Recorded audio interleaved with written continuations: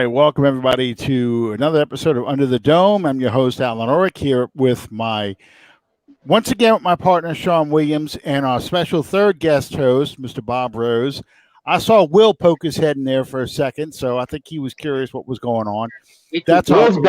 Will has been on this show almost as much as I have. Our unofficial fourth partner. Yeah, I think it's safe now to that we can take the preliminary off the tag with Bob, and he's not unofficial anymore. That's right. Well, I threw a WKRP in Cincinnati reference in the in tonight's preview. I'm like, with more music and less Nessman. So does that mean I could say booger? There you go. Yeah. And as God is my witness, I thought turkeys could fly. Yeah, that was the Thanksgiving episode. My favorite is when he gets back to the station and describes what happened after he went off the air. He says the crowd turned. It was hilarious. It was the funniest thing. To this day, the greatest moment in any sitcom history. Absolutely. Oh, absolutely. And you get to look at Bailey Quarters and Lonnie Anderson. Right? Yeah. Yeah. Wow. Yep. God is good. Venus Flytrap, Johnny Fever. Yeah, I wasted a lot of my childhood watching TV sitcoms. All right. Well, I want to take a minute to tell everybody hello. It feels good to get back in the saddle again. And I also would like to tell everyone how very much it meant and means to me that y'all took time out of your schedules to check on me and to offer condolences and just to be there for me at a time that has really been very, very difficult for me. Casey was such a huge part of my life, and it suddenly that changed. It hasn't been easy, and it's not going to be easy. But I wanted to thank everyone for reaching out to me. I appreciate that very, very much. Well, Sean, I mean, you're a major part of this show. I mean, yeah, we talk about the Saints and we talk about music and wrestling and old sitcoms, but for you, I mean, this was your brainchild. This was your show. So this is your extended family here. So Absolutely. We support our family members. And we all very sorry what happened. That it's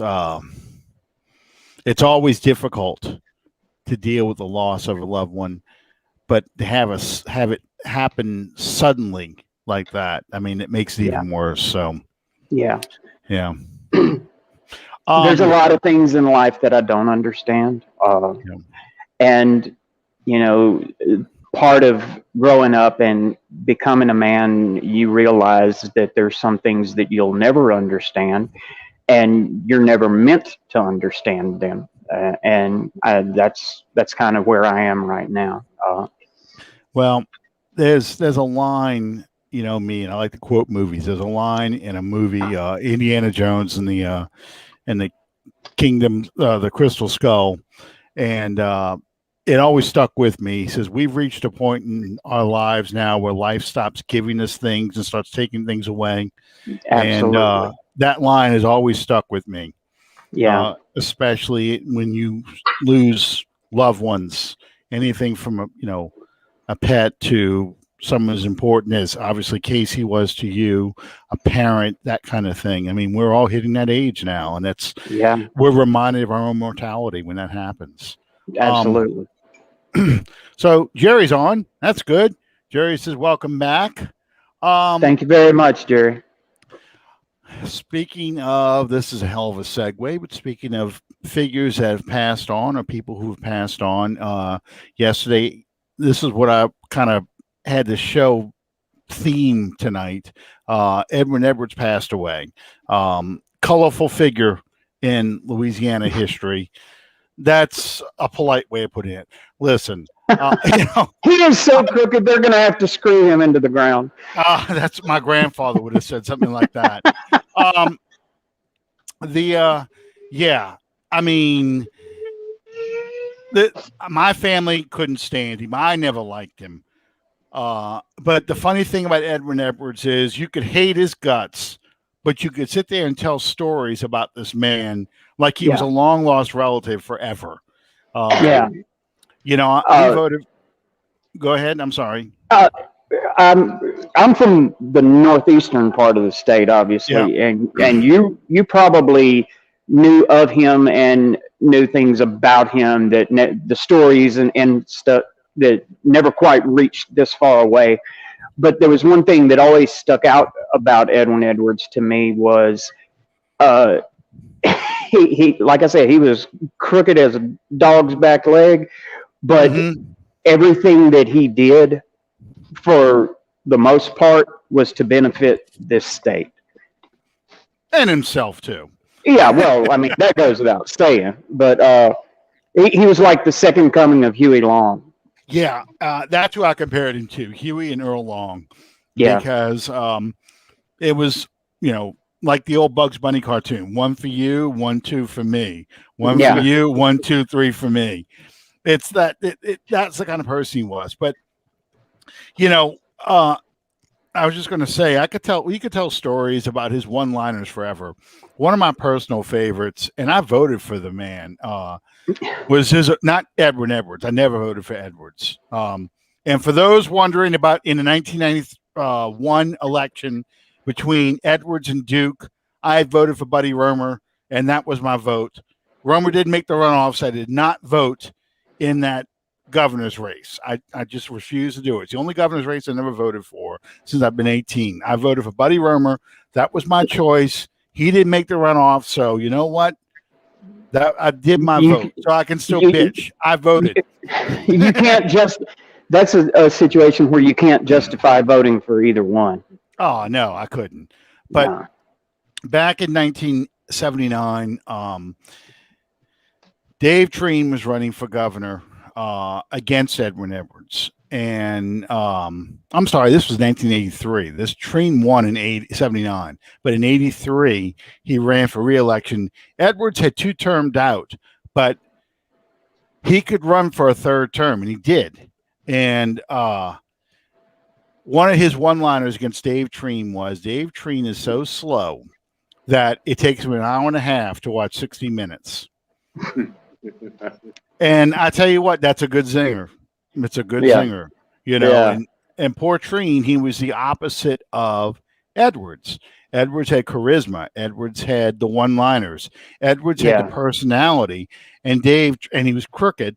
Dave Treen was honest, but boring. So he really didn't stand a chance against Edwin Edwards. He really didn't. Lose every time. Yeah. I tell you what, and this segues into our last presidential election.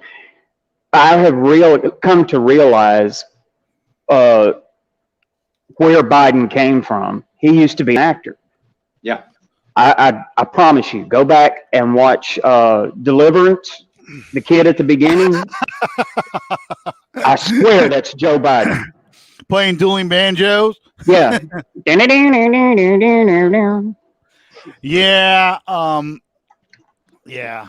But anyway, I kind of wanted to point this out. This is why I brought him up, because this show isn't a political show, but I'm bringing up Edwin Edwards because a lot of people have kind of taken it for granted that, Tom Benson was going to buy the Saints and save us from the Mecom reign of terror. And was this by John? Yes, John McKithen was the GOAT governor because he came from God's country. John McKithen gave us a Superdome. Dave Dixon got it, but John McKithen was the one that was, by God, let's do it. He sold the Fox. Yep. So yeah, I'll give John McKithen his credit, and I think he still has his statue outside the dome. I haven't been walking around the whole thing, so I don't know if he's out there, but he should still be out there.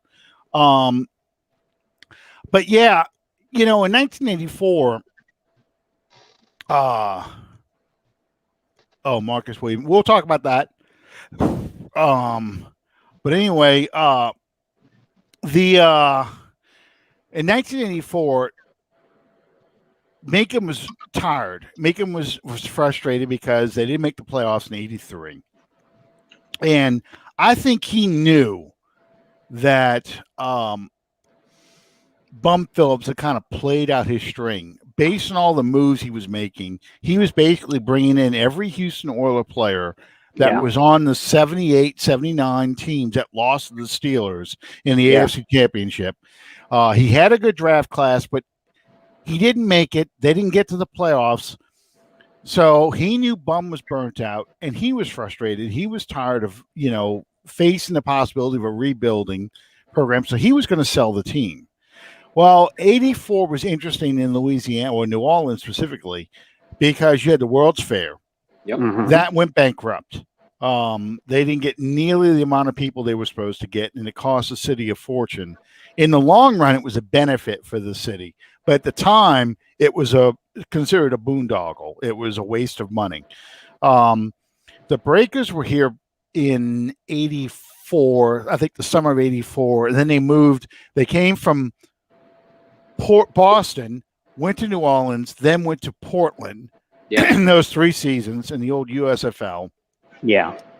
And Jacksonville, who had a franchise in USFL, had been trying to get an NFL franchise for a long time.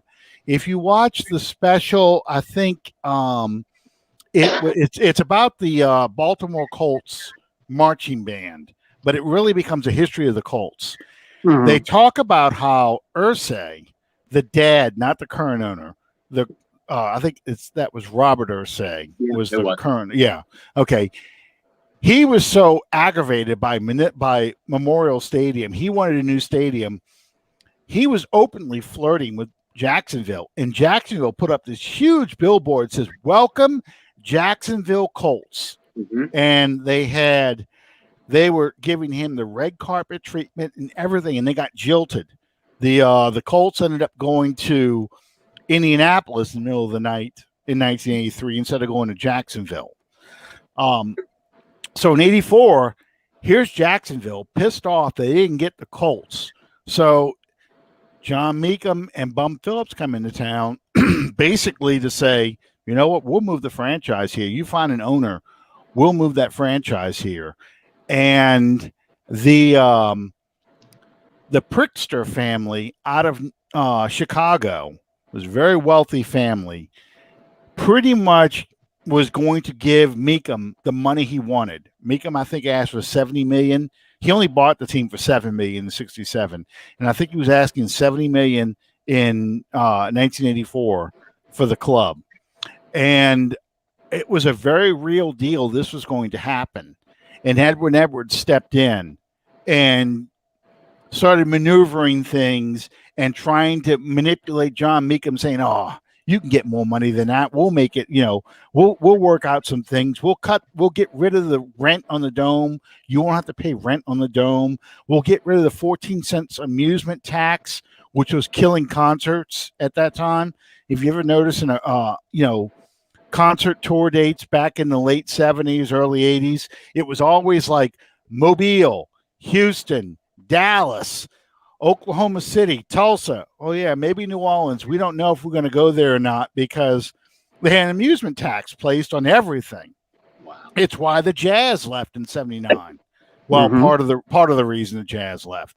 The other part of the reason was that family wanted to go back to Utah, but the amusement tax was killing the Jazz in 1979. So Edwards was going to use the legislature because of his influence to get rid of, because the state owned the Superdome. That's why it was called the Louisiana Superdome. The state owned it.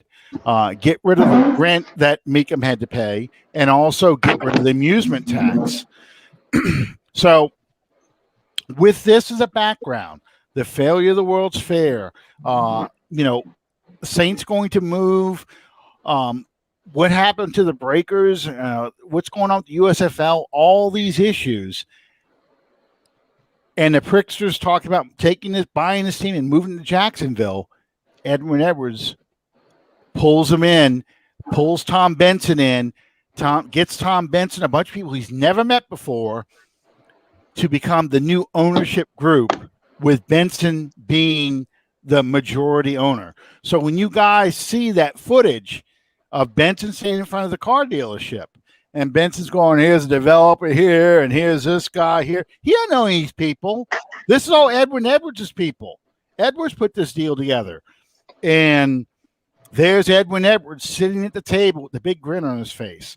So when you look at Edwin Edwards and you think about all the rotten things he did, all the good things he did, keep in mind Edwin Edwards was the one who saved the Saints because he brought in Tom Benson. And that really ushered in the first golden era of Saints football. Yeah. In fact, there was no really about it. It did. And it's kind of ironic, too, because Tom Benson's birthday was also this week, two or 3 days ago. Our featured writer, John Hendricks of the Saints News Network, wrote a piece on the late, great Tom Benson. Thank you, Donald Woods. As a side note, my first trip to New Orleans, to Louisiana, period, but to the city of New Orleans, was in 1984 with my grandparents. Spent the summer down there, went to the World's Fair. I attended my first professional football game at the age of going on 12, but it was USFL. It was the Breakers versus the Birmingham Stallions. Stallions 38-17, by the way. But I had been paying very close attention to the Jacksonville rumors, and sitting up here, up north, a northern yokel, a lot of at least from what I recall, a lot of the national media considered it a done deal that the Saints were going to end up in Jacksonville because they were never going to make anything out of themselves in New Orleans, and it was nothing but a party city, blah blah, yakety schmackety. The reason I remember that is because I make no secret that I grew up a fan of the Denver Elways, but I also became a fan of the New Orleans Saints in the late 70s. I loved Muncie, Galbraith, Childs, Wes Chandler was my favorite player for years, and I just loved their offense. So that's why I remember it so well. But when Edwards got Tom Benson involved. And Benson was as smart could be because he stayed out of the day-to-day football operations, as he said he would when he took over the team. And he brought in people that knew what they were doing. Just as much as Tom Benson taking over, the downfall of the USFL, the only good thing that Donald Trump ever did was kill a professional football league. The downfall of the USFL brought New Orleans Jim Mora, Vaughn Johnson, Sam Mills, Bobby Hebert, along with a couple other guys. And again, Benson wanted the team to be a lot more disciplined. So he hired basically what was a Marine drill sergeant and Mora. The rest, as they say, is history. I believe Mora was hired in 1986. Yeah. Hebert and the rest of those USFL guys came on later in the year as well. And then by 87, they had their first winning season. Yeah. Benson was willing. Oh, I'm sorry. When Benson bought the team in 85, Bum Phillips was willing to resign that day. Yeah. And Benson said, no, you can't do that because I don't know anything about running a football team. I don't know how the draft works. I don't know how contracts work. I don't know anything about running a national, a club. I need you to teach me what you know, and that'll help me understand what I need to do to hire your successor. And in a gentleman's agreement, Tom Benson bought Bum Phillips' house and ranch in Texas when Bum resigned, and Bum resigned in 85 partially to give his son Wade a shot at the coaching job. Yeah. But Benson, unlike Mecom, who would have gone ahead and hired Wade to be a head coach, Benson said, no, clean slate. I'm getting rid of everybody in the organization, and I'm bringing in all new people. And that's going to, the first hire I'm going to make is Jim Finks. Jim Finks, you bring in the kind of organization we need to run this place, and you hire the head coach. I'm the owner. I write the checks.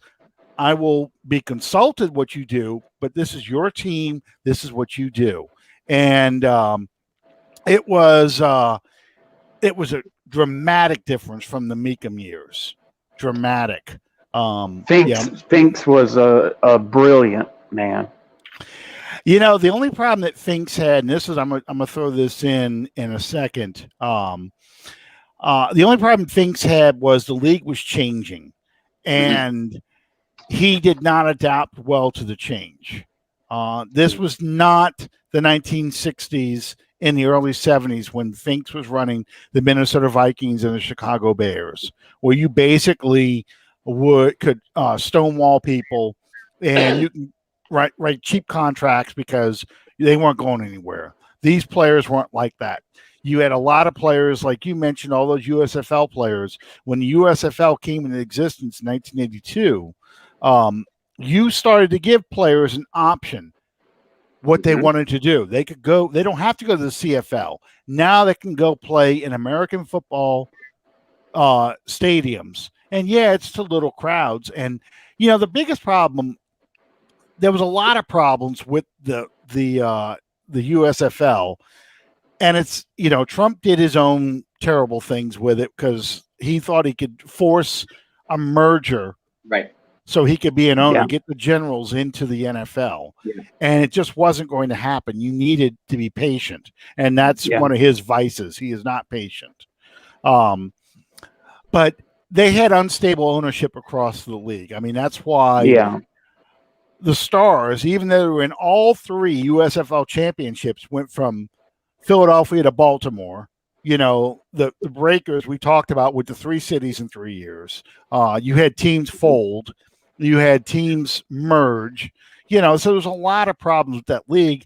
No different than basically what's happened in every other league that's ever been started before or since. Right. Yeah. Only the AFL. Only the AFL survived. Well, people looked at the AFL as proof that the NFL could be expanded by going that direction. But as you said, that's not going to be a 3-year process. That's going to take a long period of time, and Trump just wasn't willing to invest that kind of time in it. No, he just wanted to become an NFL owner. He wanted to buy an NFL team, and they wouldn't sell it to him. So he bought a USFL team, and then wanted to force a merger to get an NFL franchise. That's basically his end game, and he didn't give a damn about the rest of the league. All he cared about was getting an NFL team. And one of the things I was going to mention earlier, the 80s were also the year of all the franchise movement. I mean, in 1980, this wasn't really a franchise move, but it was. The Rams moved from Los Angeles to Anaheim. Yep. Then you had Al Davis in the courts to force the Raiders to allow them to move from Oakland to Los Angeles. The Colts in 83 moved to Indianapolis. So the Saints were, you know, a prime target to move. And in 1987, the Cardinals moved from St. Louis to Arizona. They were first the Phoenix Cardinals. So, you know, I mean, it wasn't uncommon these franchises were going to leave. So, yeah, Jacksonville pushed really hard. And that's how Jacksonville ended up being one of the 2 expansion teams in 1985. Yeah, because they showed they had a football interest, which is ironic because today everyone talks about Jacksonville being one of the weakest franchises, the weakest support base. That they could be the one that moves to London because they play so many games in London. But I've always. I remember when Joe Horn was on here, and he was talking about just exactly how close after Katrina, this team was to being relocated to San Antonio. Yeah, that was the closest after the potential Jacksonville move. That was probably the closest they came to leaving. But and it's funny because if you know the history of the Saints, you know how they got to be created in the first place was because this goes back to the AFL NFL conflict battles. The Pete Rozelle wanted antitrust legislation pushed through so they couldn't be sued as a monopoly. And it was stuck in committee. Well, Dave Dixon, who had been running around the state forever, trying to get a team either in the AFL or the NFL, the All-Star game fallout, AFL All-Star game fallout, where the game had to be moved from Tulane Stadium to Houston in 1965, that killed our shot at being an AFL team. But he got a team in the NFL because Russell Long and come on, Russell Long disappeared in Alaska. Who was the senator? No, I think Russell Long was the senator. Russell was the senator. Yeah. So who was the House Majority Leader? Lindsey Boggs' husband. Who was Lindsey Boggs' husband? I've just drawn a blank on it. If you hadn't asked me, I could have told you. Lindy. Hang on a second. Lindy Boggs, I believe. Hang on. It'll come. I got to look it up because it'll drive me crazy. Her husband was Hale Boggs. Okay. Hale Boggs. Where the hell did I get Lindy from? Lindy is her. That's her. That was the wife. Okay. Lindy Boggs. And I know Hale it wasn't Boggs, Wade. Yeah, Hale Boggs. No. Hale Boggs was the House Majority Whip. So between Russell Long, who was Senate Majority Leader, and Hale Boggs, who was the House Majority Whip, those two were able to maneuver the antitrust legislation through the Congress to protect the NFL. In exchange, the quid pro quo was, you got to get us an NFL team. We get an expansion team. And that is how the Saints came into existence, because that was the payoff. And John Mecom wasn't even one of the people organizing this. John Mecom was the ownership they picked out. This guy's going to own you, and Mecom wasn't even from Louisiana. He was a native Texan. He was a Houston, but he had business in Louisiana. They had a location in Louisiana right there on St. Charles Avenue in Old Lee Circle. So yeah, but that's the story of the Saints. And if we ever lost the team, it is unlikely that we ever would have gotten another NFL team, because we're not the market size. It's like Buffalo losing a team. We don't have the market size to support these things. Could you still support the Saints if they were ever moved? It'd be tough. I couldn't. It's like trying to support the Jazz. The Jazz are so far gone that no one remembers the New Orleans Jazz. Only old people like me who had Jazz stuff remember it. Yeah. And if it wasn't for Pistol Pete Maravich, I doubt most people would even know who any of the Jazz players were. I remember a few, but it's the late 70s, Yeah. Gail Goodrich is a player I remember. Yeah, Calvin, hell no.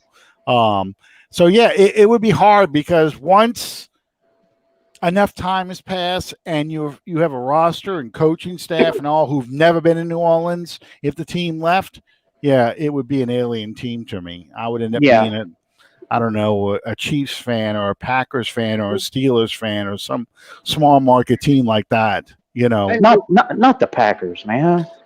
Oh, here it is. Aaron Rodgers aside, you go back and look at the Green Bay Packers, the history of the NFL. You can't, Lombardi's Packers. You gotta love it. Jim Taylor's a Louisiana kid.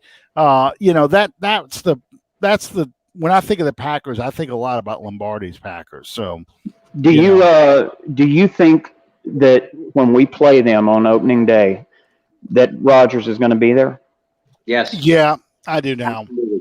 There's never a question in my mind from day one. I didn't think he was going anywhere, and especially at this latest stage in the game. The Green Bay holds all the leverage. Hold on. What will? Green Bay holds all the leverage. They're not going to trade him to a team in the division for sure. Yeah, they're not going to trade. I don't see them cutting bait with him at all for any reason. No, and I agree, but especially at this latest stage in the game. And the only recourse that Rodgers would have would be to sit out the year or flat out retire, and he's not going to do either one of those things. Right. So I don't think Aaron Rodgers will be a Green Bay Packer in 2022, but I've never thought he was going anywhere in 2021.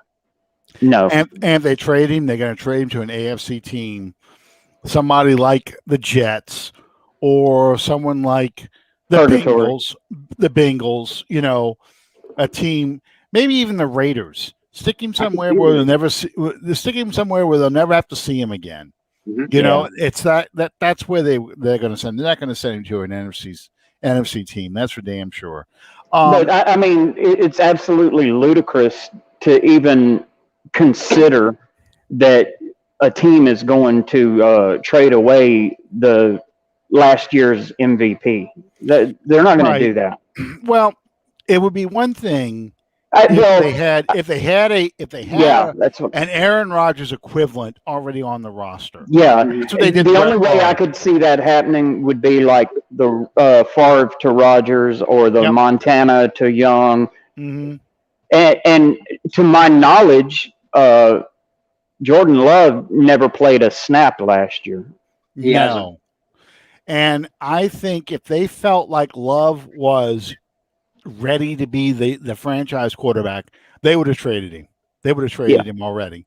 You would have already seen him with the Raiders or someone like that. They would have sent him off. Yeah. And the fact they didn't tells you what they think of Love right now. Yeah. So, that's the thing about the Packers. So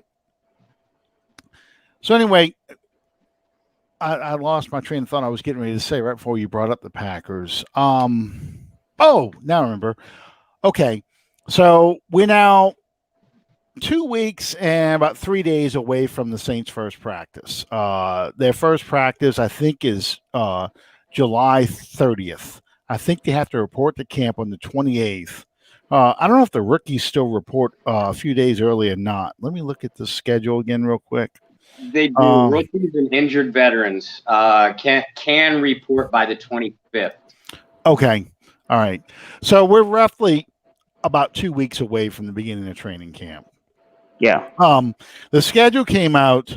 Their first padded practice is Thursday, August 5th. Wait, this is weird. Are they skipping this many days? What the hell? I'm looking at the schedule, okay? Friday, July 30th, practice, helmet and shells, 9:30. This must be when you're allowed to see them. Helmets and shells, 9:30 a.m. to noon. And then the next practice, Saturday, July 31st. Same thing, 9:30 to 12, shorts and shells. First padded practice, it looks like Thursday, August 5th, but it's like all these are weekend dates. So I think this is just strictly what practices are going to be available for the public to watch. I don't know. That has to be. And I didn't get a chance to take a look before we went on air. Somebody just posted this, and I was just trying to see it. They were trying to have a joint practice with the Jaguars, speaking of the Jaguars, days before their August 23rd exhibition game, but it's not going to happen. It's a long way from the days of 3 days, 2 days, and 3 days. Hank Stram used to make them do 3-a-days. He'd have a practice at night. Can you imagine? I would. When I was a player, we did 3-a-days. You basically went to the school and you were there all day. Of course, now that being said, the first practice in the morning was one thing, and then the one in the middle was more or less a walkthrough type thing, and then you had a hard full gear at night. Well, and my son just chimed in. That is the days that are open to the public, so you can't just show up every day anymore. Just certain days they're allowed to have fans. Well, I'll tell you this story since I know how much Bob loves the Steelers. The Steelers, they used to be considered a cheap organization. They loved the ownership, Rooney, but they said, that the Steelers did not spend a whole lot of money on the players. So I think it was either Andy Russell or Mansfield, the original center of the Super 70 Steelers. He got the practice and he took off his jock and he threw it in the middle of the floor, and an equipment man ran up and handed it back to him. He says, "What are you doing?" He says, you got to put this on for the second practice later today. And he's like, "What are you talking about?" He's like, "Yeah, we can't afford to wash these things. You're putting that same sweaty ass uniform back on for the second practice." So they're like, "Oh my God, where the hell am I?" We used to in college, we at least got our clothes washed. So yeah, after about a week of practices, you could kind of stand your uniform over by the locker. Absolutely. So anyway, Mansfield said the coach came in one day with the equipment guy. He says, "You know what?" He says, he says, "You don't have to wear the same sweaty uniform anymore. We're going to allow you guys to switch uniforms between practices." And everybody cheered and stuff. He says, "Yeah, Mansfield, you're going to change with green. Green, you're going to change with, yeah." Yeah, so, I mean, I can't imagine 3-a-days. It was hard. It was really, really hard. And the only thing that I can surmise is the whole point of doing that was conditioning. Yeah. To get you game. But back in those days, you were only I want to say you were only allowed to start practices like 2, maybe 3 weeks before school started. Right. And your first game was the first week of school. So yeah, absolutely, if not before. And that was the NFL thing. You had to get in shape. That's how they got you in shape, was to your training camp. And that's why you had so many padded practices. And over the years, of course, you've seen those padded practices practically disappear. Yeah. You don't even though they had smaller rosters back then, just the raw physicality of the game today compared to I'm in old 70s and 60s football groups and stuff we talk about, and they always say the same things, man, they hit like men back then, because of CTE and everything else. But they did, but they didn't. You weren't coming at somebody with the speed that you're coming at them now, and back in the 70s, the number of 300 plus pound guys you could probably count on one hand. Players are getting bigger, faster, stronger. Yeah, you were relying more on raw strength, not weight training strength for years of weight training. You look at the guys, and my wife says this all the time. She knows I'm watching an old football game on YouTube on the big TV because she's like, "Look how skinny everybody looks," and it's the way that people were built back then. They didn't have the diet, the training, and all that kind of stuff they've got today. So I get that, but it's kind of frustrating to me because to me, padded practices are where you really see what's going on in training camp. Shorts and shells, it's just passing drills, and it looks great on on YouTube and looks great when you see it in the news clips on TV, but it's not like I'm not seeing the hitting. I like I'm still old school. I like hearing the pad slap and Oklahoma drill. Let's do the nutcracker drill. Come on, let's go. And you're not seeing that. And I think I'm sorry. Go ahead, Bob. Oh, I apologize. No, you don't. And it's throughout the league, and it's to keep your players fresh late in the year. I saw one of our viewers comment on how brutal Dick Vermeil practices used to be, and his second year when he came back to coaching, the Rams. The St. Louis Rams had a team meeting, and they were going to walk out on Vermeil. It was going to be an individual player strike. Mm-hmm. But I remember when I took my girls to the Greenbrier training camp for the Saints in 2014, and we're watching. And I remember, my dad, grandpa, uncle took me to the old Steelers training camp when I was their age at St. Vincent's College. And like you said, Alan, it was a completely different world. You would hear that all day long. In fact, the noise of that would drown out the noise of any conversation. But my girls are standing on the sideline with me in 2014, and my oldest one, Brianna, turns to me and she goes, "Dad, they don't seem to be working very hard." And I just busted out laughing.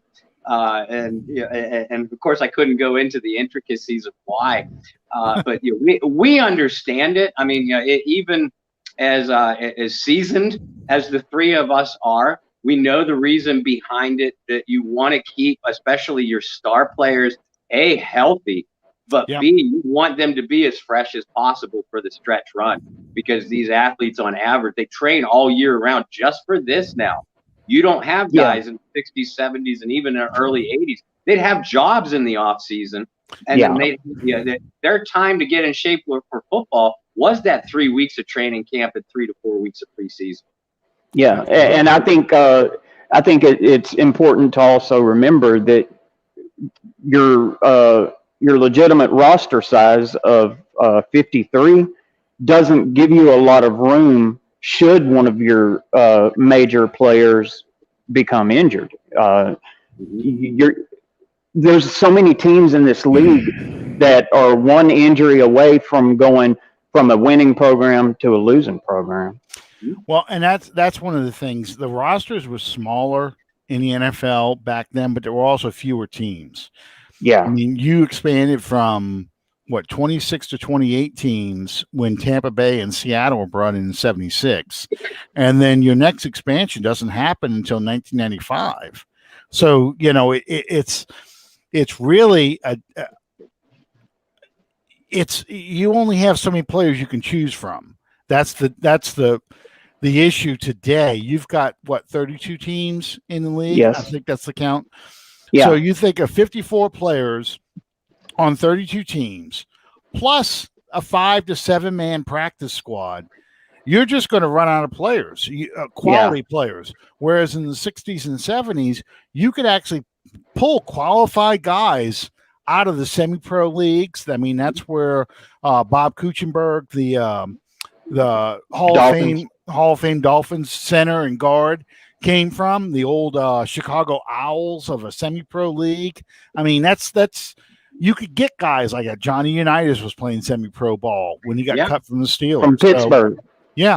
So I mean, it's just but also I think that you're seeing a much better quality of players come out of schools that you didn't necessarily see back in the 70s and even the 80s.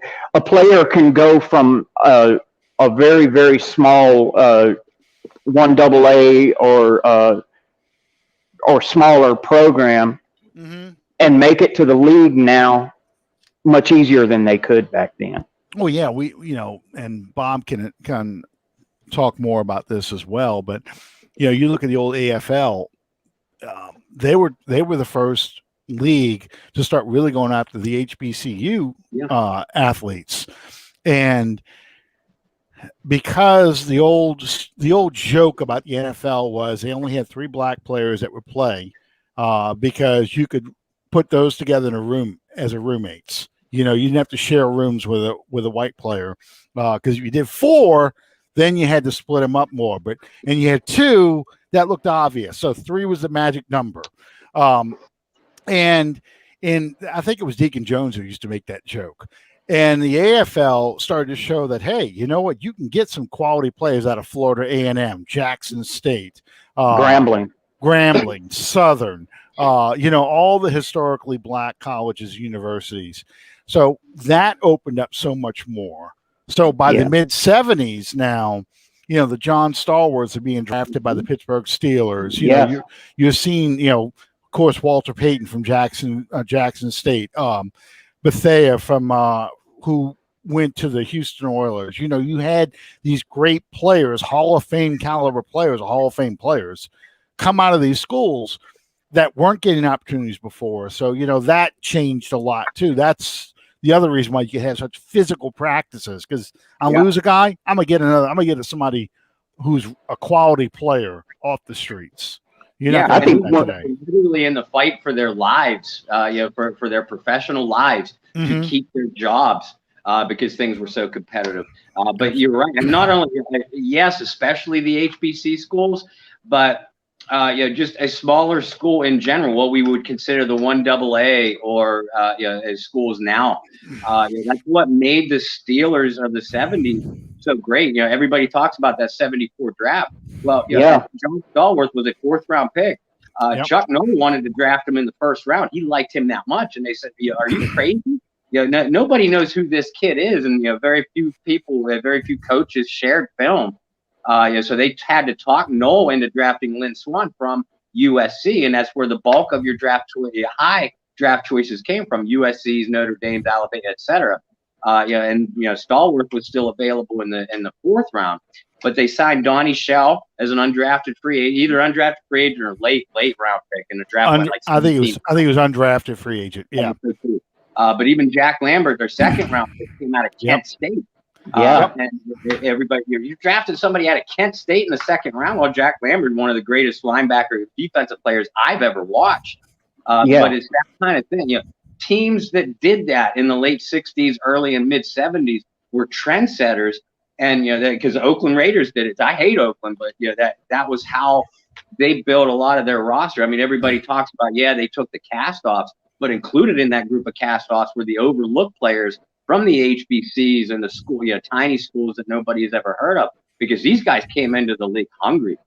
Yeah, absolutely. They wanted to make a name for themselves, represent their university, and say, you know what? I'm going to show you that I belong. I'm going to show you I'm somebody. And that we could do a whole show really on the small schools and stuff like that. The players that came to the NFL from these unknown schools. I mean, we all know that Marcus Colston came from Hofstra, and Hofstra shut down their football program a year later. But, Phil Simms, they shut down his school. I think it was Morehead State. Shut down his football program. Dave Craig, another one that came from a small school and became a starting NFL player, so. Yeah. And now you're seeing players like the quarterback for Buffalo coming out of North Dakota State, I believe. And he gets that opportunity, and he's made the most of it. He's probably, over that time frame, he's probably the most improved player coming in. Donald Woods threw up the comment about all the the four of the 6 teams. These four teams: the Raiders, Steelers, Vikings, Cowboys, and Dolphins. 5 teams. The only one's missing is the Rams. In my book, 75 Seasons, they call them the 6 bullies on the block. Because they were the 6 teams that were in the playoffs every year, and all 6 teams were at least in one Super Bowl, if not more, in the '70s, from '70 to '79. So it was, if you had a great front office in the '70s, you were going to build a dynasty, because there was no free agency. That's what a lot of people don't realize is so much is made out of free agency these days, but it really hasn't existed in the NFL for a long, long time. Since '93, and that was Bobby Hebert. We talked about Jim Finks earlier. Bobby Hebert was the one that really helped get that thing going, because he held out all of 1990. Finks was going to break Hebert. That was his attitude. Hebert said, I either want a new contract, because he was technically, his contract had expired, but the Saints owned his rights. I either want a new contract where I get a raise or you trade me. And Finks says, I'm not doing either one. You're going to take what I'm going to pay you, or you can just sit out of football, just like what we talked about with Aaron Rodgers. But basically, you either play at the pay I'm telling you, or you retire, or just sit out. Then you can come back next year, and I'm still going to pay you the same damn thing I was going to pay you the year before. And Hebert said, you know what? That's not right. I should, as a free agent, have my rights. I can go whatever team I want to go to. And he sued the league, and a judge agreed with him. He was part of a multiplayer lawsuit. Yeah. But him sitting out the entire 1990 season was the exhibit one, basically, to kind of sway the judge. Said, listen, I'm willing to sit out. I'm not going to take what they give me. And he actually got a raise in 91. But they knew that free agency was coming because they basically said plan B. If the league wouldn't have done plan B, probably Hebert wouldn't have won. But because they had plan B, a limited free agent program, that was enough for a judge to say, you know what, you can't have plan B. You got to have it for all the players, or you don't have it at all. So that was the basis for the victory of the lawsuit. Basically, I don't think the term discrimination was used, but it was discriminatory against the players. Because as you guys remember, and again, we're I refuse to call us old, but we're seasoned. I like that. I like it too. When the NFL first adopted free agency, it was called Plan B free agency. And each franchise left X number of players unprotected, which were usually, players that would struggle to make the back half of a roster anyway, or aging superstars, that were on the backslide of their career but making a fairly high salary. Now, even though the salary cap didn't even exist back then, so you had a very limited pool of free agency. So, like you said, Sean, that wasn't the way to build a team. Teams still primarily focused through the draft or the occasional blockbuster trade. Real quick, because there was two other things I wanted to talk about. We'll get back to training camp in a minute, but I want to give Sean a second since we've been talking so much. As we all know, Sean is a wrestling fan. Sean has been a wrestling fan for a long time. As I told him many moons ago, you got the wrong Ulrich brother on this show to talk wrestling. You need to talk to my brother. That's the wrestling fan. But I do know who Mr. Wonderful was, Paul Orndorff, because I go back to Mid-South Wrestling where I saw him for the first time. And I think he was even in the Texas one too. With the Von Erichs and people like that. Well, back in those days, they did a lot differently than now. Of course, now there's basically only two games in town. That's AEW and WWE. But you did what they call work in the territories. Mm-hmm. You would stay there, and Jim Cornette, who was probably the most brilliant man when it comes to professional wrestling that's ever lived, he said what people always had in mind was you'd go to that territory, you'd work, and then you'd leave.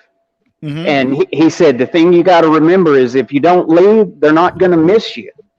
So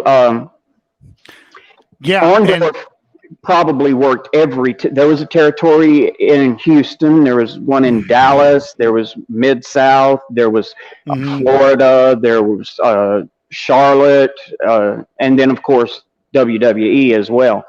But Orndorff probably worked every territory there ever was. He was he was so gifted when it came to the craft of being a professional wrestler, and he played the heel like nobody ever did before. Well, it's funny too, because when we're talking about jobs of other football players have had when it wasn't football season, it wasn't uncommon for a lot of NFL players to wrestle. Sure. They would do professional wrestling, Big Cat Ernie Ladd, the old San Diego Charger player. Yeah. I think Wahoo McDaniel was a wrestler at one point. Yes, he was. People like that. So, I mean, there were a lot of people who would wrestle and then play in the NFL. But Paul Orndorff, I wanted to bring it up. He has a Saints connection. He used to brag that he was drafted by the New Orleans Saints. And I didn't have access to the internet then. I used to, because the internet obviously didn't exist. You look it up in the library, you have a hard time in the old card catalog. Here we go, seasoned citizen here. Going to the microfiche and the microfilm room, trying to find the newspaper articles on drafting, draft picks of the Saints. But now with the magic of the internet, Paul Orndorff was drafted in the 1973 NFL draft in the 12th round as a running back for the New Orleans Saints. From the University of Tampa, I believe. You're probably right, because I don't have that information in front of me here, but I know he failed his physical. So he never did play for the Saints. They didn't sign him because he failed his physical. I think he tried out for the Kansas City Chiefs. And then he went to the professional wrestling. So and Dusty Rhodes, probably one of the most incredible performers of all time. He got his start in Boston because he was up there playing for what would eventually become the Patriots. Yep. Yeah, the old Boston Patriots. Yep. Yeah. So Jerry's got to be my brother's age because Jerry and Donald must be my brother's age because they're bringing up a lot of the guys my brother used to watch, the old WWE. They used to be called WWF. And of course, you've seen the memes or the shirts. It's the WWF World Wildlife Federation where they got the panda bear, where they got WWF and the panda's behind him with the metal chair, getting ready to whack the other panda. So that's the WWF my brother knew. Same. And my doubles partner, my volleyball doubles partner Jason and I, we were like attitude wise and showman wise, we were exactly like D-Generation X. Shawn Michaels and Triple H. In my head, every time I walked into work at Jerry the Gallery of Jewelry, and any of you guys, at Mary Stacy, if you're watching, I love you guys. But in my head, the Undertaker theme would play every time I walked in. I'm old school.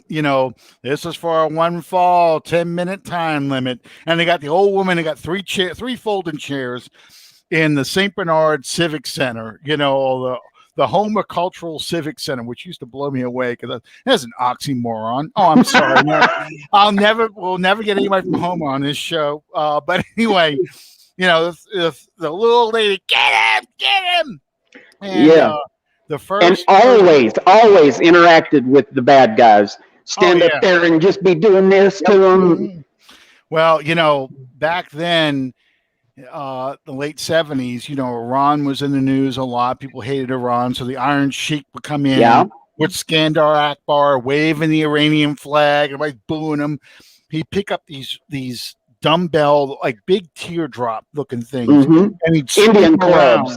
Yeah, he'd swing him around, and of course, the other person's going to try and pick him up. He can't pick him up because he's not strong enough, showing how strong he is. And the first person who ever came in with a theme song as a wrestler was the Junkyard Dog. He'd play Another One Bites the Dust when he'd come in like that. And that was the first wrestler I ever saw would use music. Actually, this is debated a lot. Junkyard Dog was one of the first, but the person that is probably most credited, Hulk Hogan used to say that he's the one that started that, but he wasn't. Probably the first to use it was Michael Hayes with the Fabulous Freebirds. Well, Junkyard Dog goes back to the 70s, so that's why I think once you started to go, once you had the whole MTV and wrestling connection, that's when everybody started with the music and the special effects. Because you had that, I don't. My brother knows all these damn people's name, but Cyndi Lauper had the video "Girls Just Want to Have Fun," and that had the fat guy with the rubber bands hanging from his face. That's all I remember. Captain Lou Albano. There we go. That's Seattle. Couldn't remember the dude's name. Yeah, but yeah. That's when you started seeing that crossover and wrestling started showing up on MTV. And here I'm trying to watch MTV to get away from that shit. I'm going to watch my demonic, brain-rotting music. My mom comes in and sees David Lee Roth rubbing his ass with the microphone stand and jump with assless chaps on. And then the next video is Quiet Riot Mental Health, and my mom's like, what in the hell are you watching? Oh, then Culture Club comes on with, Karma Chameleon, and my mom's like, what in the world is that? And I'm like, don't worry about it, Mom. It's TV. Don't worry. So yeah. Yeah, the 80s were absolutely the decade of decadence. Oh my God. Yeah. And I'm proud to say that I was a part of that. My dad, he says Undertaker was my dad's favorite wrestler. My dad still watches that shit. I can't believe that. Man, 79 years old. I'll come in, he's watching. I don't even know what shows they have anymore. They still have Friday Night SmackDown or Saturday Night SmackDown. Yeah, Friday Night SmackDown, NXT, and Monday Night Raw. I see. The thing that it was the breaking point for me was when it was when I stopped watching. Was in the WWF and I think the WCW when they start talking all that shit and nobody came around and kicked their ass. I was tired of hearing this shit. I wanted somebody to come rush the stage and beat the crap out of whoever it was talking. And Ric Flair was the one that pissed me off the most because he's the one talking the most shit. And then when he finally get in the ring, he'd start getting his ass kicked. And then somebody would come in and knock out the person. And of course, here I am thinking, yeah, this isn't totally scripted. Some of this is real. No, it's all scripted just to piss off the audience. That's what sells tickets. So that's how he would win. If somebody would come in and cheat and knock the person out, and then he talked about how he won. I'm like, your ass, you didn't win shit. I'm like, I gotta stop watching this, And I know we went way off the rails. I know. I wouldn't expect anything less from us. That's right. Obviously, professional wrestling is an entertainment-based business, like you said, yes. John. Yes. And 99.9% scripted. But please, these guys, men and women that do this, are such wonderful athletes and go through hard training. So I respect every single one of them, especially the ones that have put together long careers. These guys suffer some horrific injuries and come back from it. So anybody that does that or attempts to do that for a living and manages to do it for any period of time, my hat's off to you in all seriousness. Yes, absolutely. You have to be not only very gifted athletically to do this, but what people don't talk about as much is how dedicated that you have to be. Yeah, you're on the road, literally 360 out of 365 days a year. Yes. Well, you mentioned Dusty Rhodes earlier. Dusty Rhodes, if you look at his forehead, oh my God, pictures, he would literally cut himself. That's called gigging. Yeah, to get the blood to come out, because that was his shtick. That he was getting, he'd make you smack him in the head to make himself bleed, and he'd get the blood running down his face, and then of course he would come back and win. So, but this was his battle scars. Yeah. So after so many years of doing this, his whole forehead was like one giant scab with ridges in it, So, it's when you talk about this dedication, I mean, a lot of these guys, and they would get just as many injuries as you would in the NFL, knee injuries, back injuries, because you're still doing the stunts, even though you're not really hitting anybody. When you're leaping off that top rope, you've got to land on your knees and your hands. They got that metal plate to make that loud crash. Yep. And if you do the stunt wrong, you're going to hurt yourself. And of course, we know of people, the names better than I do, wrestlers who died trying to do certain stunts, and accidents happen. Yeah. One that comes to mind is Hart. Owen Hart. Yeah. That's amazing. I watched that. Yeah. I mean, Anna must be real behind. She's going back and watching part of the show. And Anna's back on the rails. Yeah, Anna's trying to get us back on the rails. Exactly. And, like I said, my brother could go on a lot more than I can. I'm just going based on walking in the room, listening to my dad and my brother talk about this shit like this is real. And I'm just like going, come on, man. You guys, you can't be talking about this. I mean, at the time, my brother was a teenager. My dad was in his 40s, early 50s. I'm like, this is bullshit. That's not real. And it's like, oh, no. We got it. And my brother's got like VHS tapes. I think he still has WrestleMania 1.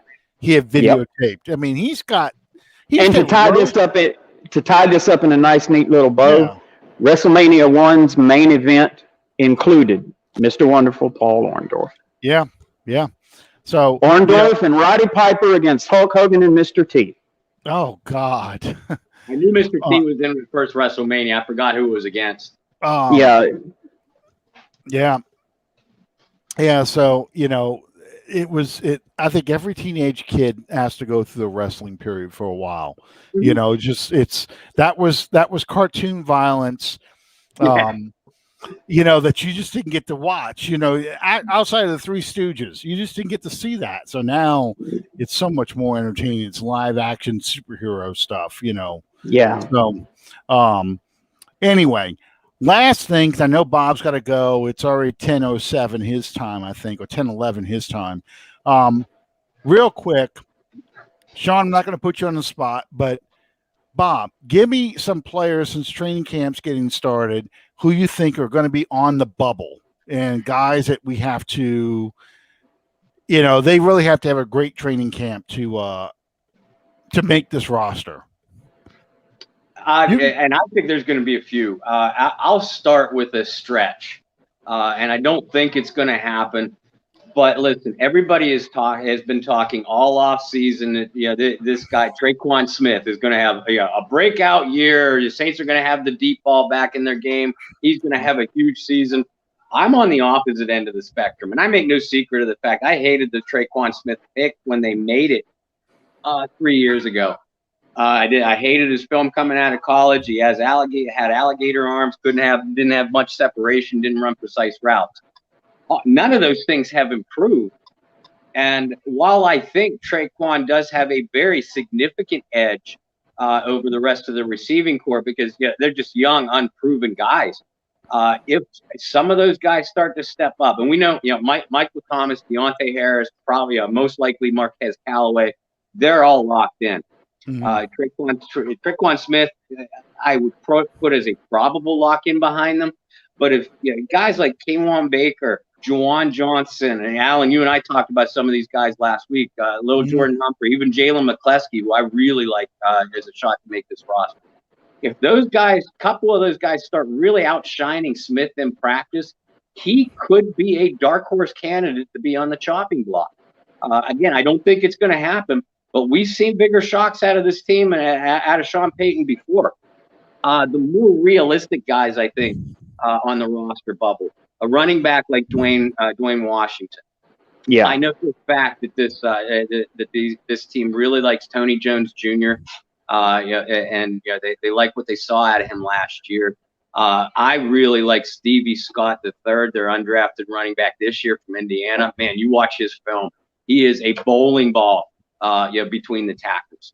And we've seen Sean Payton keep an undrafted guy or a late round guy over an established veteran before. So Yeah. Washington is being a big presence on special teams, but if either Scott or Jones can prove that they can contribute on special teams, which is going to be the key for this back half, for the last running back spot, they could keep a guy like that over Dwayne. I don't expect Will Clapp to make this roster. I think the backup lineman spots are just too crowded. James Hurst is a lock-in. I think that they're going to keep Landon Young, and they really like Derek Kelly, who contributed a good bit last year, along with Calvin Throckmorton. All of those guys have more versatility and are more athletic than what Will Clapp is. You jump over to the defensive side. All of us, at least, we should be very interested to see what happens with the linebacking core. Demario Davis is obviously a lock. He's one of the best defensive players in the league. Pete Werner, this year's second-round pick, last year's third-round pick, Zach Vaughn. Time will tell how big of a role they'll play, but they're roster locks. After that, you have Caden Ellis, who's a smart player, but very athletically limited in space. And then younger athletic guys who, if they can prove that they can hold up in the running game and be sideline to sideline, they could beat out Ellis for a spot. I see someone mention P.J. Williams. I would love for P.J. Williams to be on the roster bubble. And I wrote an article about him this morning. I don't think he's going anywhere. I think he has something on Sean Payton. Because Sean just won't get rid of him. B, the way PJ's contract is structured this year, they brought him back on a 1-year deal, but the majority of that was in a signing bonus, which basically means he's only going to cost the team a little bit over $1 million in salary cap space. But if they outright release him, he's going to create $2.3 million of dead cap space, and they'll save no money. Now, if they can trade him, they'll save themselves about $1 million and very little dead cap space. So that's a possibility. But we know the troubles, the questions that the team has at cornerback right now. Marshawn Lattimore's probably going to be suspended. Paulson Adebo is very dangerous to count on a rookie to start right off of the bat. And unless they bring in another veteran, I think PJ is because of his versatility in the secondary, he's probably going to be safe for another year. Patrick Robinson is another story, though. I would put Patrick Robinson on the roster bubble. You look at the way this team is. You look at the roster right now. You think he's probably safe, and I'd agree with that because outside of Lattimore, PJ, Chauncey Gardner-Johnson is going to play a lot more cornerback this year, and at Debo, you have Keith Washington, who has a real shot to make this team, but he's a second-year undrafted guy. Bryce Thompson, who I really, really like, undrafted rookie out of Tennessee. You don't often see undrafted guys make an impact at cornerback. So I think Robinson, he's the oldest member of the secondary. He's older than Malcolm Jenkins by like 2 or 3 months. Yeah. I think Robinson's got to be the favorite to make the team now, as frightening as that is, and it terrifies me. But if the Saints do bring in a Richard Sherman, Garyon Conley, Drake Kirkpatrick, if they bring in a veteran guy or Keith Washington or Bryce Thompson really shine in camp, Robinson's got to be on your roster bubble too. Those are the guys I'm going to be watching closest. I agree with all that. I mean, I do too. I'm not a fan. I'm like you. I'm not a fan of Traquan Smith. I think Traquan Smith is another Nick Toon, Adrian Arrington, a guy who we always hear is going to make that next step. But when it comes to game time, unless it's on a national television game, nationally televised game, and Brees is about to set one of his records, you never see him. You really don't. How long has he been on the roster? 3 years. If he were going to make any sort of contribution, I got to feel like he would have already done so. Yeah. Last year was his opportunity. I mean, this team needed somebody to step up when Michael Thomas went down. Exactly. And obviously, you knew what you were going to get out of Emmanuel Sanders. But that was Traquan Smith's prime opportunity, and he didn't do anything. No, absolutely nothing. it was Emmanuel Sanders. If you didn't have Emmanuel Sanders, then you wouldn't have had anything. Yeah. And he's just unreliable. And I think Nick Toon is a great comparison because he's got all the tools, but he never takes that step forward.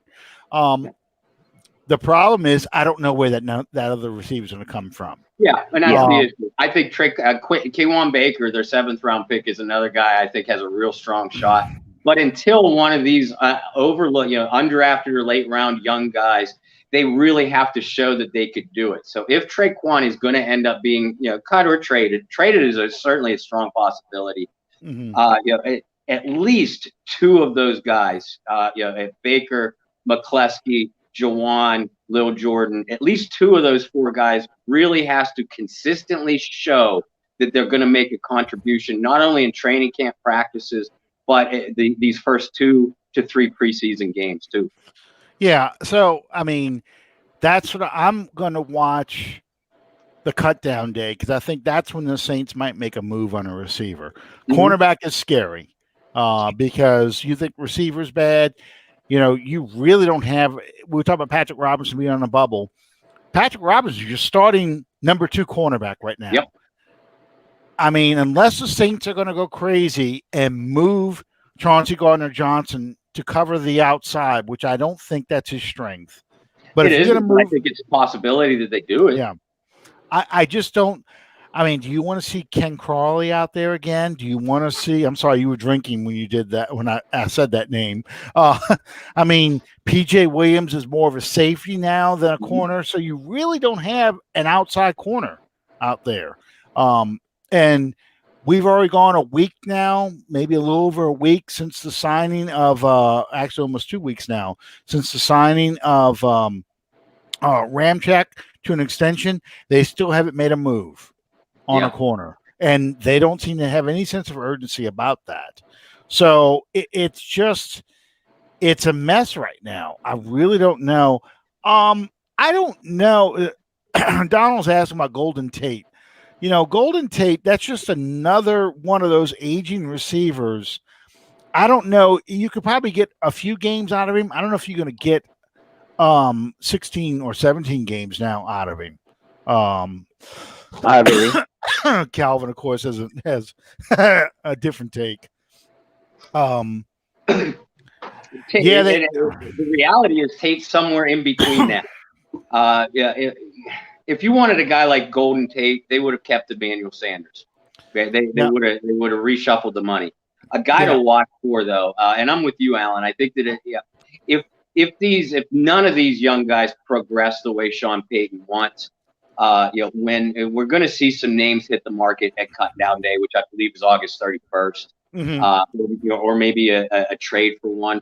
But as far as the free agents on the market right now, a guy to watch, and Sean, I know you love this kid, and I think he would do great in a Sean Payton offense, is D.D. Westbrook. He's younger, and he's a real shifty guy. Very good through the intermediate routes, but has the speed to get deep too. I'd rather have a guy like D.D. Westbrook than I would Golden Tate at this point, because Golden Tate still once paid top receiver money. That's why he's still out there. Yeah, exactly. And I think, the Saints are really not looking at this, and this is something that I've been saying since Drew Brees pretty much announced his retirement. They're not looking at this as this, we're going to make another run. They're looking at this as a transition year, and let's see what we got. Let's see what we can do. I mean, I think they think they're talented enough to get back to the playoffs. Mm-hmm. And once you get to the playoffs, it's all about who gets healthy. Who is the healthiest team, who gets the breaks in the playoffs. But that's kind of why I feel like they're not really making a lot of moves out there like they did in previous years, because they have the attitude of, let's see what we got. We don't need to load up this roster and have a bunch of expensive contracts carrying over. Let's just see what we can roll with, and whatever happens. We're gonna ride with our young guys, and they must feel really confident about some of these undrafted players and some of these draft picks that they got in there to make a step up. Adam Trautman, somebody mentioned him. Adam Trautman's a good example. Oh yeah. Sean, you have a comment about any of this? I know we've kind of been dominating this since you've been back. No, y'all way more knowledgeable than I am on this stuff. I agree with everything that y'all said as far as the bubble players. And the cornerback situation scares me to death. That's the reason that I was so shocked. Probably not as shocked as what Bob was, that they went the direction that they did with the first pick in the draft this year. I'm not going to quote the reaction that Bob gave me. Well, I thought when was it Baltimore that took the cornerback Newsome?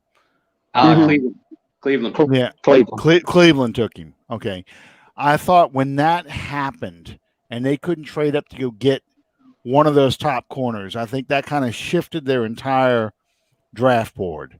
I think every scenario they had one of those top corners dropping to them, and if not, they had a plan to move up a couple of slots and thought they were going to be able to do that, to grab one of those guys. And when those corners all disappeared, that's when they went to the backup plan, went to the best player who they had on their board, Peyton Turner. But it's disappointing because that's a glaring hole. And then I was aggravated the whole time I'm watching the receivers come off the board, and I'm even following guys. I'm like going, this guy keeps falling. This guy keeps falling. We got to grab him. Yeah. And they never did, and it's just, I wanted, Callaway is a great value version. Yeah. Oh man. Calvin's not going to be writing any scouting reports on the Saints receivers.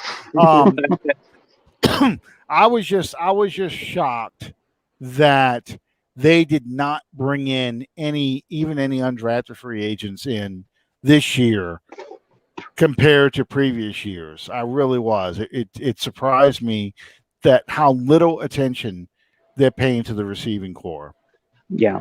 And I've said this a couple times. I think that, and I was surprised they didn't select a receiver early too. I expected them to do one in day 2. But then again, I didn't expect them to wait till late in day two to even address the cornerback position. Yeah. I think the fact that Sean, Coach Payton, didn't even look at any free agent receivers, which doesn't surprise me. He rarely does, but didn't address it till late. With the last draft pick they had, that tells you that he really likes Marquez Callaway. And I do too. I think Callaway's going to have a big year for this team. He feels comfortable with Callaway, probably Traquan, and Deontay Harris. And obviously Michael Thomas is going to be your bell cow. So you're not looking for a number one receiver anyway. And people forget when Callaway came into the NFL undrafted last year, the book on him was that he could not run intermediate routes or operate through the intermediate zones and middle part of the field. He was a deep guy. Mm-hmm. And the Saints with Drew Brees, entering what would be his final season, didn't throw the ball deep as much. So a lot of people felt last year Callaway doesn't have a home on this team, and he proved people wrong, including his own coach and quarterback, by earning their trust very quickly, by running more precise routes. So I think Callaway's deep speed and leaping ability, he wins a lot of contested balls. I think that's going to be on display this year.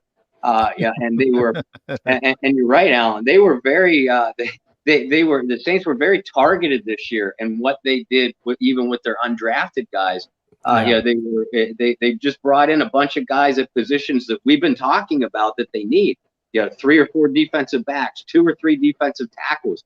A punter, things like that. So I'll be interested to see how these undrafted guys pan out, because we know they always keep 2 or 3 of them. Well, Bob, we'd like to have you back on the show again right before training camp, because we want to talk about some of the undrafted guys and You've touched on a few of them, but who do you think have the best shot of making this team? Because I think compared to most recent teams, the 2020, 19, and even the 18 team, I think this year you have an opportunity for a lot of these guys to make the team, replacing some of those older, more expensive veterans. But in the meantime, real quick, some stuff you're working on. What do you? I ask you this all the time, but I want to know what other stuff you're working on. John Hendricks, Kyle Mosley, and myself for the Saints News Network are going to start to really focus on each position group and talk about training camp battles within those position groups. So rather than just do one or two mega articles at a time, we're going to do similar to what we do leading up to the draft, or as soon as the end of the season comes. We're going to, I don't know how, what the series is going to be titled yet, but it's basically going to be, a training camp preview, running back, training camp preview, quarterback, et cetera, et cetera. Listing the players that are coming into training camp, roster locks, possible bubble players, and all of us are going to have our prediction for our final roster predictions, probably pre-training camp, mid-training camp, and reactions to post-training camp. John is going to be on site for a few of those Saints training camp practices. I know. I'm going to be mildly busy with that wedding thing, so end of July, beginning of August, I might have to take a couple days off. Otherwise, pre-divorce proceedings will probably start quickly. I think I've nailed just about every major individual player for the Saints this offseason, between the rookies and everything like that. So if you want to read any of my write-ups on the incoming rookies or even veterans and what they could or may not contribute to the team this year, you can click on Saints News Network, or you can click on my individual page at Twitter or Facebook. You probably have to scroll back because I do like 25 to 35 articles a month. But we're gonna focus on training camp battles and training camp previews probably from here on out. When's that wedding again? August 1st, unless she changes her mind. August 1st. Okay. So you will have been married by the time the first preseason game starts. So you don't have the excuse of being on your honeymoon that you don't get to cover the Baltimore Ravens game. So I just want to make sure that's clear. All right. So as always, Bob, we appreciate it.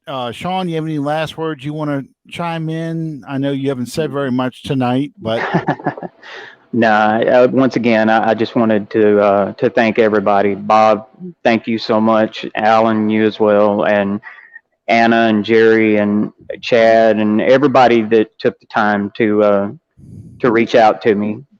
It's very much appreciated. All right. Well, we're glad to have you back, brother. Absolutely. Glad to be back. And Bob, we're going to get you on again. Probably might be next week. Next week, I will be on the beach. So I will do the show from the balcony, maybe, of my condo. If not there, well, I don't know if I can do it in the kitchen because there'll be too many people talking. So, if you can smell the surf and the sand, feel the sand, don't hate. All right. I've been looking forward to this trip. It's been 2 years since I've been to the beach, so looking forward to this trip. But thank you guys for joining us. I appreciate, Sean appreciates, and of course Bob appreciates everything you guys do. Yeah. Sticking with us, we've managed to go because Sean's now on an hour and a half instead of the regular hour, but that's fine. We always have fun. We like going off the rails and having a good discussion. That's what makes this show fun, because this is basically a show with 2 or 3 guys sitting around talking about sports and life in general. And that's what it's all about. Anyway, thank you guys for joining us. We'll see you next time Under the Dome. Good night, everybody.